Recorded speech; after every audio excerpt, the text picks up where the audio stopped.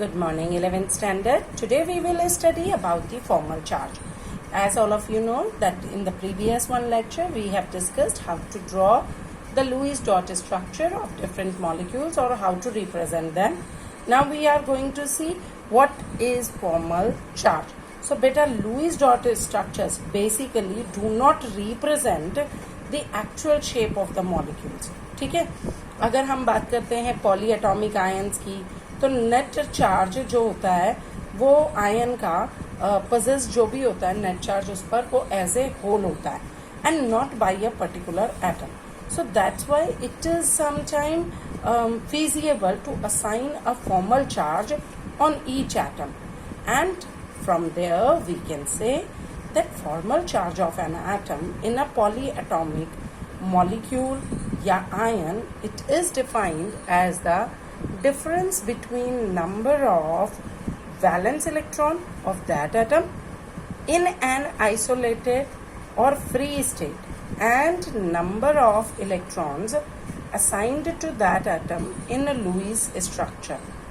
ठीक है, सो इसको हम एक्सप्रेस कैसे कर सकते हैं, ऐसे कि formal charge on an atom in a Lewis structure that is equals to क्या क्या होगा, अब इसको कैलकुलेट करना है. That is equals to total number of electron valence electron in free atom. एक एटम के ऊपर कितने total number of valence electron है आउटर मोस्ट शेल में वो लिखिए, minus total number of non bonding electron, माने कि total number of lone pair electron कितने हैं. अब लोन पेयर जानते हो ना, lone pair is the pair of electron which do not participate in bonding. ठीक है, तो इसलिए non bonding electron minus half total number of bonding electrons, मतलब कि total number of shared pair of electron, कितने शेयरिंग हो रहे हैं. तो हम एक एग्जाम्पल के थ्रू देखते हैं. बेसिकली जो इसकी काउंटिंग होती है बेटा वो भी अजम्पशन पर बेस्ड होती है. हम ये कहते हैं कि यूजुअली एक एटम मॉलिक्यूल के अंदर एक इलेक्ट्रॉन ऑफ शेयर्ड पेयर और लोन पेयर दोनों ही कैरी कर सकता है एक टाइम पे. ठीक है, so that we are going to see just with the example of ozone molecule. तो हम ozone molecule whose formula is O3 उससे करते हैं. तो स्ट्रक्चर अगर मैं लुईस स्ट्रक्चर ओजोन का बनाऊं तो this is the Lewis structure of ozone. और क्योंकि सारे ही O हैं तो मैंने इनको नंबर दे दिया.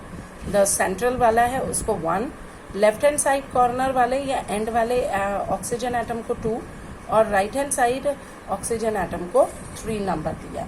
तो अब मुझे इन तीनों ऑक्सीजन एटम पे क्या कैलकुलेट करना है, फॉर्मल चार्ज करना है. So to calculate the formal charge on all these 3 oxygen atoms, let's see how it calculated. ठीक है, तो central oxygen atom mark 1, total number यहाँ पर कितने हैं भाई, टोटल नंबर तो 6 ही है हर जगह, तो 6 माइनस, अब देखो नॉन, ये जो है ये बॉन्डिंग में पार्टिसिपेट नहीं कर रहे, ये खाली बैठे हुए हैं, these are known as the lone pair.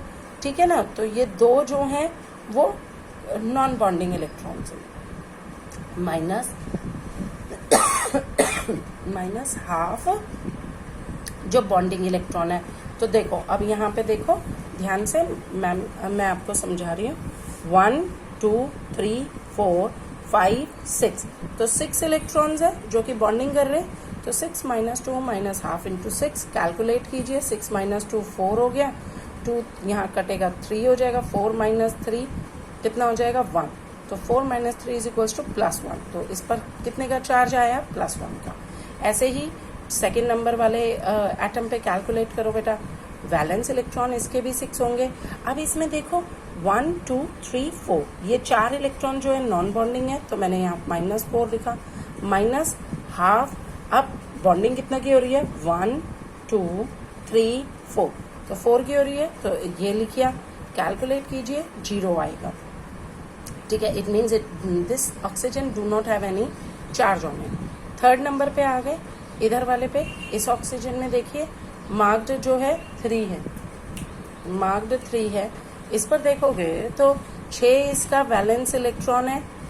ठीक है, और यहीं पे नॉन बॉन्डिंग जो है, नॉन बॉन्डिंग जो है वो नॉन बॉन्डिंग जो होगा वो कितने हो गए, 6 2 4 6. तो 6 माइनस 6 माइनस हाफ अब बॉन्डिंग कितनी हो रही है, ये 1 और ये 2, तो यहाँ पे 2 की हुई, तो इसको भी कैलकुलेट करेंगे तो -1 आ गया। तो इसका मतलब जो चार्ज बनेगा इसके ऊपर फॉर्मल चार्जेस वो इस तरीके से होंगे, इस पर +1, इस पर 0 और इस पर -1. So from here we should understand that formal charges do not indicate real charge separation within the molecule.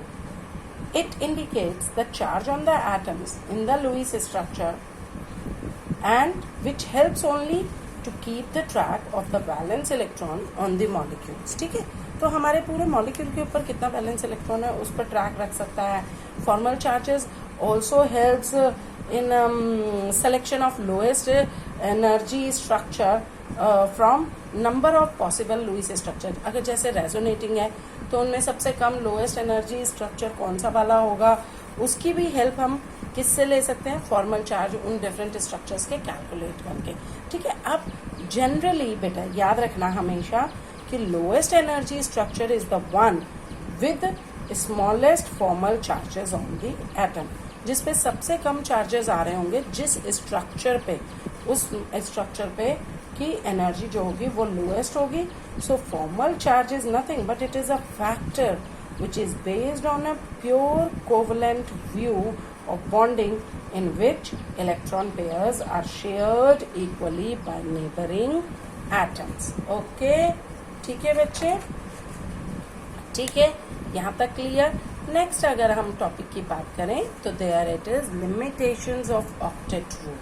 ठीक है, नाउ आप लोगों को सबको मालूम है ये चीज तो दैट द ऑक्टेट रूल बहुत यूजफुल है but it is not universal, है ना. और हमें ये भी बताना पड़ेगा कि काफ़ी सारे स्ट्रक्चर्स में, जैसे कि ऑर्गेनिक कंपाउंड्स के अगर स्ट्रक्चर्स लेते हैं तो ये ऑब्वियसली बहुत हेल्पफुल है हमारे को उसके स्ट्रक्चर को, ऑर्गेनिक कंपाउंड्स के स्ट्रक्चर को एक्सप्लेन करने के लिए.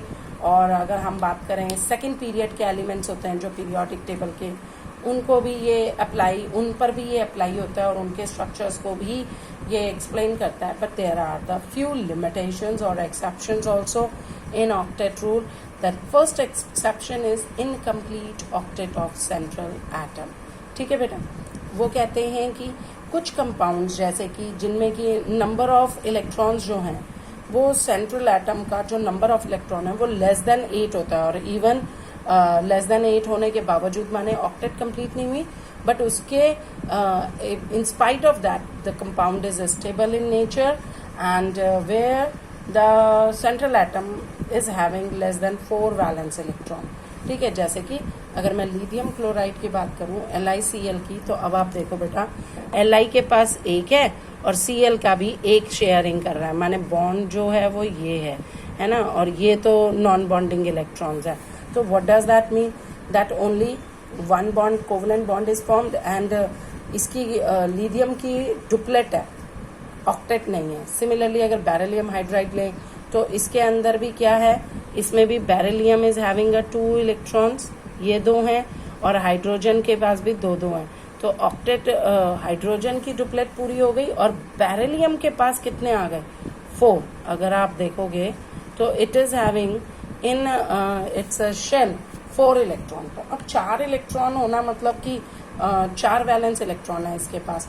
सो बेरिलियम हाइड्राइड भी क्या करता है, स्टेबल इन नेचर है. ऐसे ही अगर बोरॉन में देखोगे BCl3 के केस में, तो यहाँ पर देखो बेटा बोरॉन के पास 3 इलेक्ट्रॉन्स है. ठीक है, और क्लोरीन का ये 1. तो यहाँ से अगर मैं बात करूँ तो बोरॉन की वैलेंस शेल में 6 इलेक्ट्रॉन्स आए, तो ना तो ये 8 है ना ये 2 है, तो ये भी एक एक्सेप्शन है कि BCl3 इज एग्जिस्टिंग. ठीक है, सो these are the compounds which is having incomplete octet of central atom. Side वाली एटम की ऑक्टेट कंप्लीट हो रही है लेकिन सेंट्रल एटम की ऑक्टेट कंप्लीट नहीं हो रही. ठीक है, ऐसे ही अगर आप AlCl3 ले लो, BF3 ले लो, so that also comes under this category. Similarly next exception होती है ऑड इलेक्ट्रॉन मॉलिक्यूल्स. ऐसे में मतलब हम कहते हैं कि मॉलिक्यूल के अंदर जो है वो ऑड नंबर ऑफ इलेक्ट्रॉन्स हैं.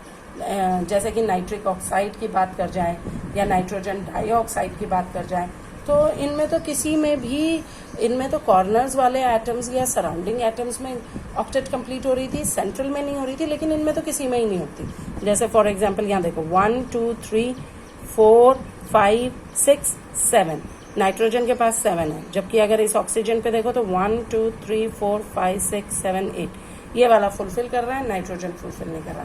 इन केसेस में देखोगे तो इसके अंदर भी देखो पॉजिटिव नेगेटिव चार्ज है, इट मीन्स कि इसके भी इलेक्ट्रॉन्स जो है वो सेटिस्फाई नहीं कर रहे। So these are also having a odd electron molecules. Next आ जाते हैं बेटा एक्सपेंडेड ऑक्टेट। तो हमें मालूम है कि जो एलिमेंट्स जो होते हैं जो थर्ड पीरियड में है या थर्ड पीरियड के बाद वाले जो हैं, जिसमें 3s 3p 3d orbitals bonding के लिए अवेलेबल है, तो ऐसे एलिमेंट्स में जो है मोर देन 8 वैलेंस इलेक्ट्रॉन्स बनते हैं सराउंडिंग सेंट्रल एटम पे।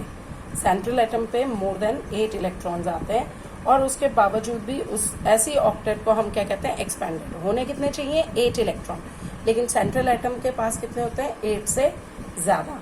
And this term is known as expanded octet. This octet rule, इसका मतलब काफी सारे केसेस में अप्लाई नहीं होता। जैसे कि अभी देखो आप SF6 PF5 H2SO4, इन सभी केसेस में लाइक एस के पास बेटा 6 इलेक्ट्रॉन्स होते हैं, है ना, और 6 इलेक्ट्रॉन एस के हो गए। फ्लोरीन ने और SF6 के अंदर 6 फ्लोरीन अपना शेयर कर रहे हैं। तो ये देखो इसके पास ये 1 2 3 4 5 6, these 6 electrons are given by fluorine to sulfur, and so we can say that sulfur is having a total 12 electrons in an octet. तो इस मतलब होने कितने चाहिए, 8, बन कितने गए, 12। इसका मतलब एक्सपेंडेड है, ठीक है ना, 4 इलेक्ट्रॉन्स ज्यादा हो गए। सिमिलरली अगर फॉस्फोरस के केस में देखते हैं तो phosphorus is having 5 valence electron, इसके पास 5 valence electron, and 5 is when it is combined with fluorine to form phosphorus pentafluoride, PF5 बना रहा है, तो उसमें फ्लोरीन ने भी 5 दे दिए। तो total number of electrons in phosphorus case that is 10 electron, इसमें सल्फर के पास 12 electron. So what does that mean, that it is also carrying a expanded octet, ठीक है। सिमिलरली अगर बहुत सारे कोऑर्डिनेशन कंपाउंड्स की अगर हम बात करते हैं तो उनमें भी ये चीज आपको ऑब्जर्व करने को मिलेगी, ठीक है। तो यहाँ से हम कह सकते हैं कि सल्फर जो है या आपका H2SO4 जो है, that is also showing a expanded octet. So these are the limitations of octet rule. Apart from this, there are some drawbacks also of octet theory, and all of us we know that octet rule, that is basically based upon the chemical inertness of noble gases, है ना। हम उसी पर अपना सारा काम कर रहे थे। हम ये कह रहे थे कि जो नोबल गैसेस हैं ये उसी को अचीव करता है फाइनली, ठीक है ना, उसी के हिसाब से बॉन्डिंग होती है, और फाइनली लुईस जो होता है वो नोबल गैस के कॉन्फ़िगरेशन को अचीव करता है। लेकिन there are the some noble gases also which combine with oxygen and fluorine and form the number of compounds. तो इसका मतलब कि नोबल गैस की जो इनर्टनेस है वो भी कहीं ना कहीं क्वेश्चनेबल होती है इस केस में, like xenon fluoride, krypton fluoride, और we can say xenon oxy fluoride etcetera, fine.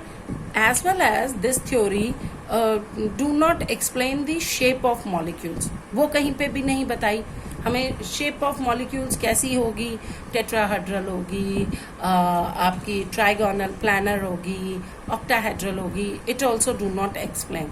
Whereas also it do not explain the relative stability of the molecules, ठीक है ना, वो भी नहीं बता रहा, और एनर्जी ऑफ मॉलिक्यूल के बारे में भी ये हमें डिस्क्राइब नहीं करता। So these are the points और these are the few limitations और ड्रॉबैक्स ऑफ द लुईस, या हम कहें लुईस स्ट्रक्चर और ऑक्टेट थ्योरी। सो बेटा आज हमने क्या क्या पढ़ा, आज हमने किया कि how to calculate the formal charge on the compounds and what are the limitations of octet rule, ठीक है बच्चे। So just revise the topic once more time from your NCERT book, prepare the notes of this topic. Thank you.